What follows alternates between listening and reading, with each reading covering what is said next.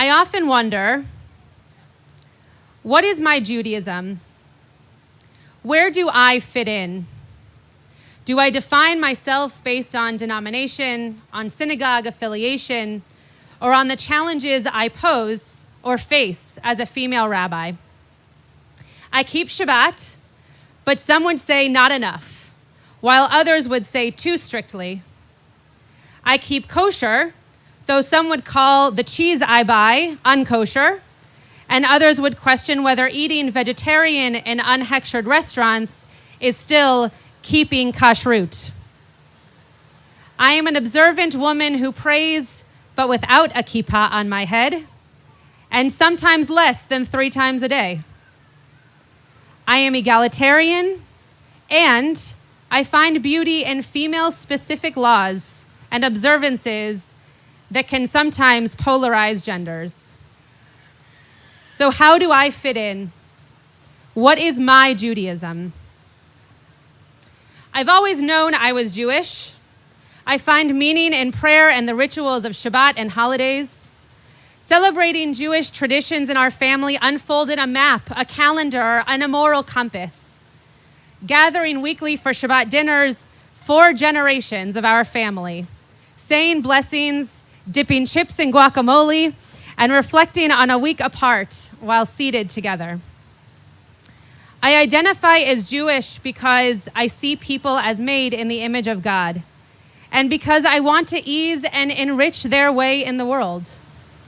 I search for holiness in the mundane. I connect to a people, to a land, and to a collective memory that informs my present and future. A people that witnesses and participates in my growth and love of life. In Israel, Judaism is simply living in a certain part of the land. Judaism is living life according to the calendar that is set up for you and just being. In Israel, for the Jews living there, Judaism is simply a way of life that sometimes has religious practices. If you are secular and born to a Jewish parent or two, you still feel very Jewish living in Israel. If you are Haredi and sticking to the most strict laws of the Jewish people by separating yourself from modern day life, you also feel very Jewish. If you are an American in her late 20s, for example, studying in Israel as a conservative rabbinical student, but praying in spaces with a mechitza, a division of genders, and eating in all restaurants without checking closely for a hechsher because, well, your neighborhood is comprised 99% of religious Jews, you feel very Jewish, and complexity of an ease that takes away the intentionality of Judaism in America. So Judaism is a way of life, like at Jewish camps where you just live it. Yes, celebrating Shabbat is part of that living, but to some that is only cultural, and others that is only religious. Yet to all, it is an identity. 2 weeks ago, I was in Israel with 16 couples from Los Angeles on a program called Honeymoon Israel. Some of them are here today. This program, created by Mike Wise and Avi Rubel, invites couples to explore Israel together. 10 of my couples were interfaith. 3 were made up of 1 person who converted and 1 born Jewish. And 3 were couples of 2 Jewish-born parents. From Jerusalem to Tzfat to the Golan Heights and Tel Aviv, we explore familiar tourist sites like Masada and the Dead Sea and the Shuk. But we also make sure to visit the Kotel, the Church of the Holy Sepulchre, and a Palestinian village called Kfar Kana, to witness Jewish and Palestinian women cooperatively producing olive oil and za'atar. This trip is about loving Judaism and Israel like a family, not only a religion. Avram Infeld, an inspiring, charismatic supporter of Honeymoon Israel, described Judaism as a 5-legged table. He illustrated for the group a 2-legged table, vulnerable and difficult to interact with, and builds to the typical 4-legged table, surpassed only perhaps by that extra sturdy 5-legged table. Avram expresses passionately, almost desperately, and yelling that Judaism is not a religion. Judaism is an identity. That was doing him no justice to his yelling.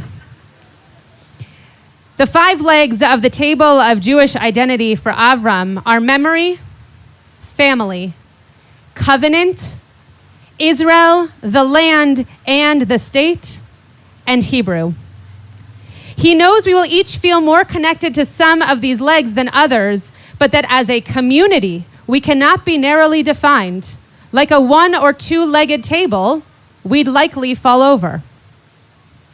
The first Jew in our Torah, also named Avram, is made into a great nation by defining his identity through change. God tells Abraham to leave his land, the place where he was born, his parents' home. Ve'escha legoy gadol ve'avarchecha ve'agadla shemecha ve'heya bracha. And I will make of you a big nation, God says, and I will bless you, and I will make your name great, and you will be blessing. God doesn't promise Abraham that he'll be made into a religious man or a leader of a religion or a spiritual character at all. He is promised to be a great nation with a known and promising name.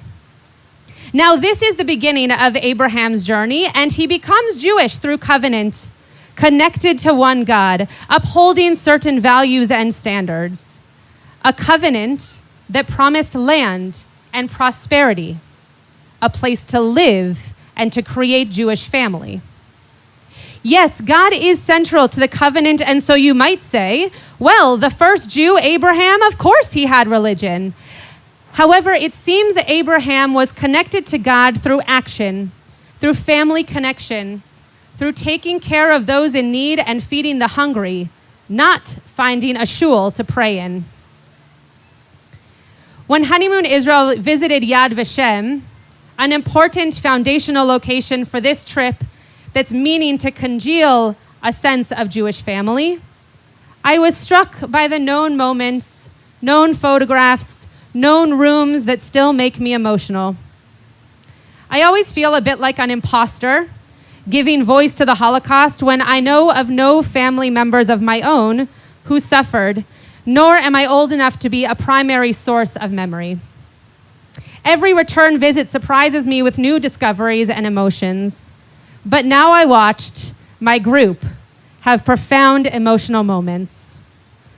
I watched one of my Jewish participants move through each room, becoming weaker and weaker with each step. A tall, strong man now appeared smaller, tired and faltering. I watched him cling to his partner, who happens to not be Jewish, as she lifted him up through the experience. Watching this righteous, non-Jewish partner hold up her Jewish mate felt poignant, specifically in this museum. We later sat in an amphitheater on the other side of the Children's Memorial and surrounded by sculptures honoring the righteous Gentiles. Again, an illustration of my participants going through this museum. This same participant who I had watched throughout the exhibit started to speak. Peter shared the story of his grandparents surviving Auschwitz and founding a family of legacy and memories conceived in the camps. Peter illustrated their story by showing us 3 tattoos on his arm, 2 the faces of his grandparents, and 1 his grandmother's number from the camp. I was profoundly moved and noticed, and clearly still profoundly moved, and noticed there was not a dry eye in the group. I had heard of the trend of some to have this tattoo marked as a sign of resilience and legacy, but never met someone who had done it. This is Peter's Judaism. There is much more to it, for sure, and he would tell you so.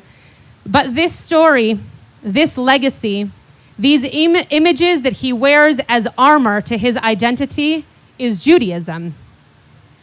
Judaism is the identity of family and connection to places of origin, destruction, refuge, rebirth, memory, and growth. The Pew report from May 2021 asked Jews about Jewish identity. The fact that many Jews say religion is relatively unimportant in their lives does not necessarily mean their Jewish identity is not meaningful to them.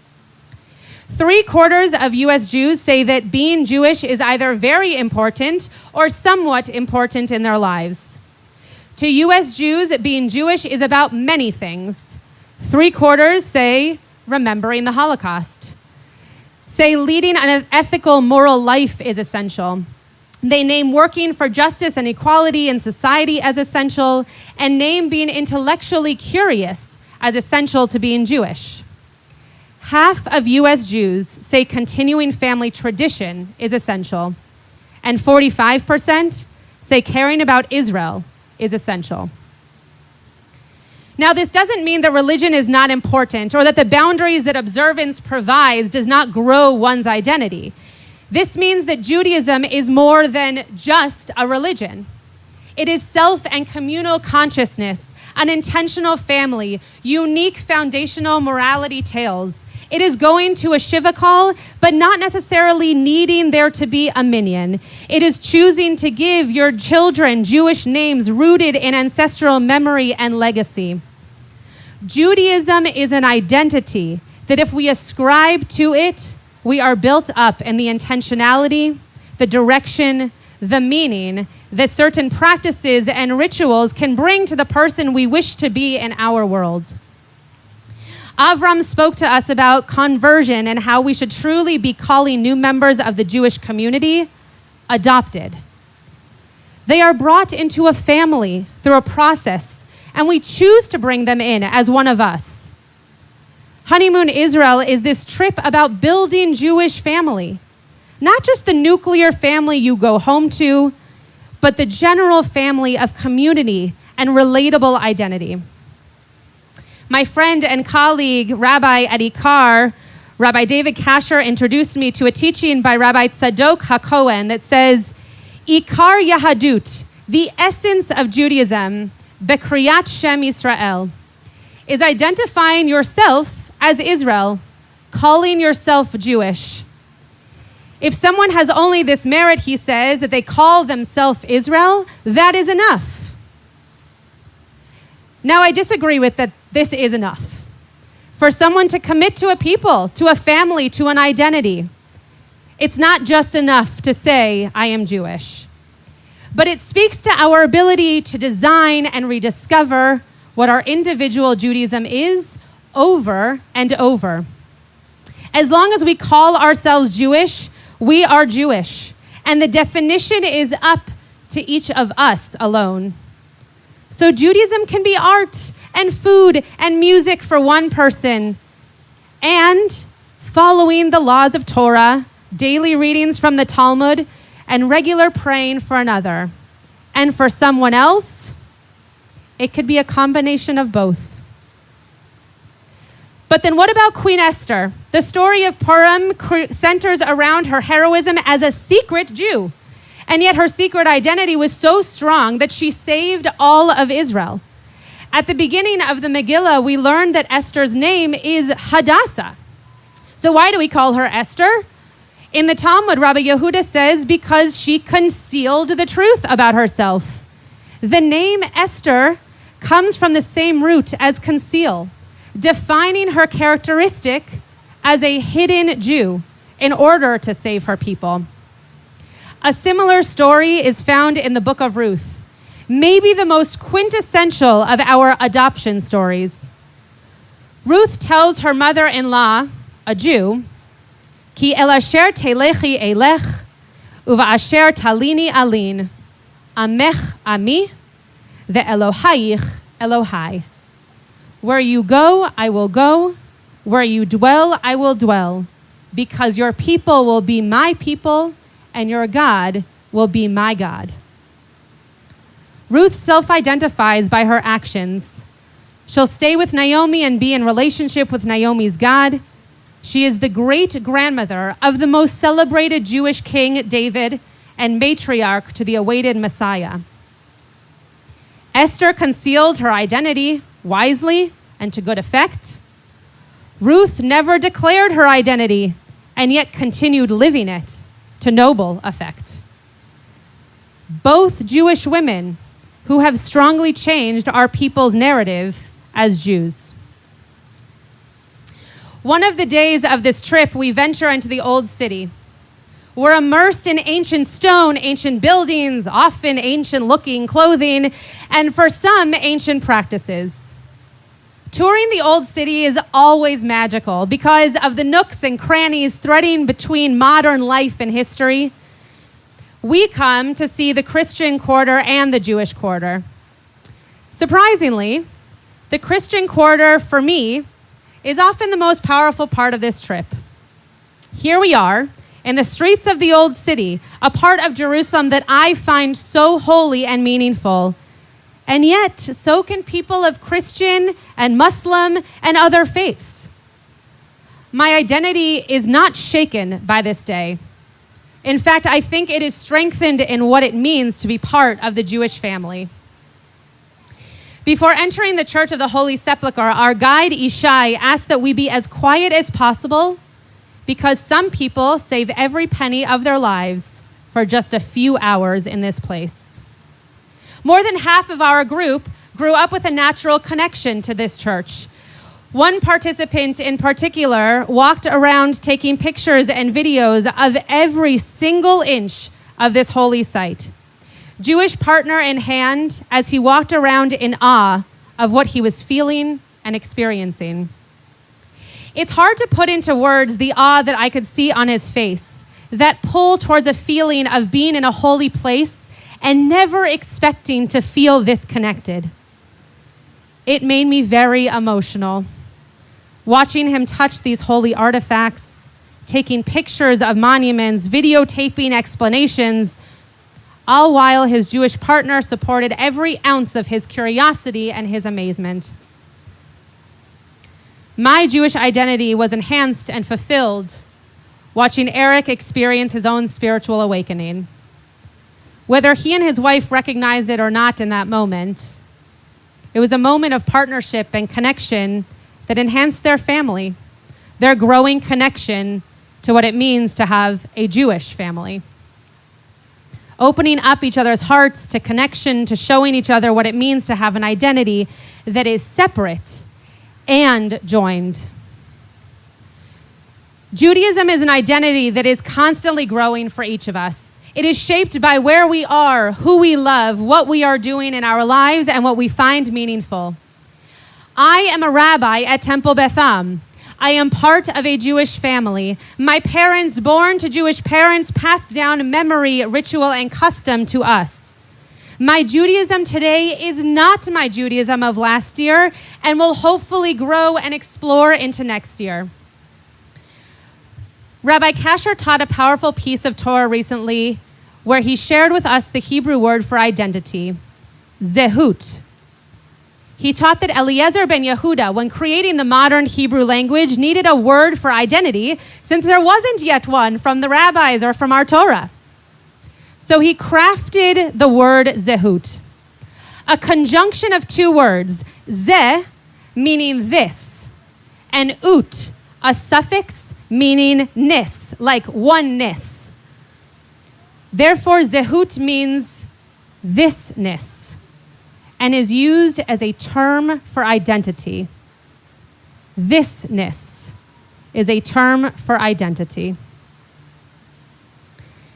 I'm not naive to the fact that I'm giving this sermon in a synagogue as a rabbi in one of the holiest religious settings of our year. And I want you to know that Judaism is more than just finding connection and home in this place. Yes, let Beth be your center. Let us be your teachers and your guides. But do not expect us to be your dictionary or your prescription pad of your Judaism. We want to be your inspiration for how to search and build what it means for you to be Jewish, but we want you to bring that back to us to help our community grow.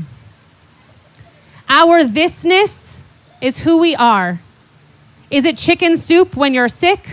Is it Shabbat services every Saturday? Is it lighting Hanukkah candles? Is it celebrating Passover with all of your non-Jewish friends? Is it sharing family history? Is it finding moments of connection with your partner to teach children about their interfaith background? So do I fit in? Yes. I fit in exactly the same places where you fit in. Right here, right now. Whoever you are and however you are Jewish. Our identities are growing based on what is meaningful to us and who we share that with. I happen to identify as Jewish because the religion is important to me and brings me part of the definition of my zehut, my this. I can share my strengths and struggles with you because we are in a common family.